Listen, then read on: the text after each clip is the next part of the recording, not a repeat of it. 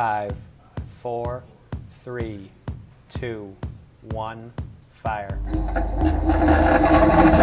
If you believe the hype, this is the future of city-to-city transport being tested for the very first time.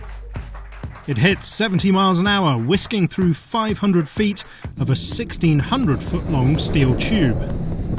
The team at Hyperloop One says this short but sweet firing of a sled in a vacuum tube is the world's first successful Hyperloop full systems test. The coming out party for the first new mode of transportation in over 100 years. Now that's a bit hyperbolic. They're forgetting perhaps about orbital rockets, practical helicopters and even hoverboards. But this test in the Nevada desert is a major milestone, maybe giving Hyperloop One the lead in the race to deliver this high-speed tubular transportation system.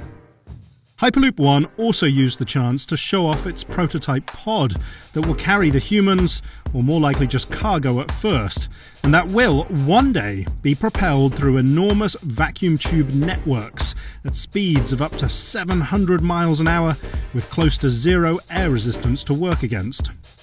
It would mean a journey from LA to San Francisco city centres would take just 50 minutes door to door instead of half a day in a car, and there'd be no need to deal with the hassle of airports.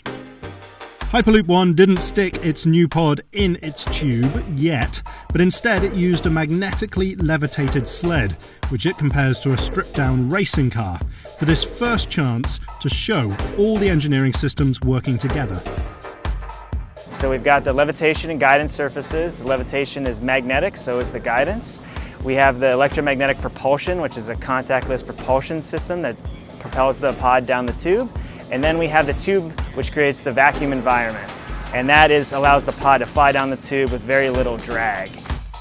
The Hyperloop is another one of Elon Musk's ideas, but one that he decided he didn't have the time to work on himself. Probably smart. Instead, groups around the world are racing to make his concept a reality. Hyperloop Transportation Technologies is building capsules in France and wants to make a system to connect Slovakia and the Czech Republic, or maybe run through South Korea. After a flurry of bizarre lawsuits were settled, ex-Hyperloop One co-founder Brogan Bam Brogan started a new company, Arrivo, and it plans to have a Hyperloop up and running in just 3 years. And let's not forget that a bunch of talented students from around the world are competing to build Hyperloop pods and test them in a smaller scale tube at Elon Musk's SpaceX headquarters near Los Angeles.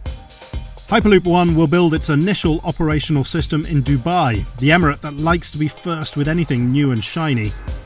But it may just have the vision and the massive amounts of money that it's going to take to get this new form of transport up and running for real.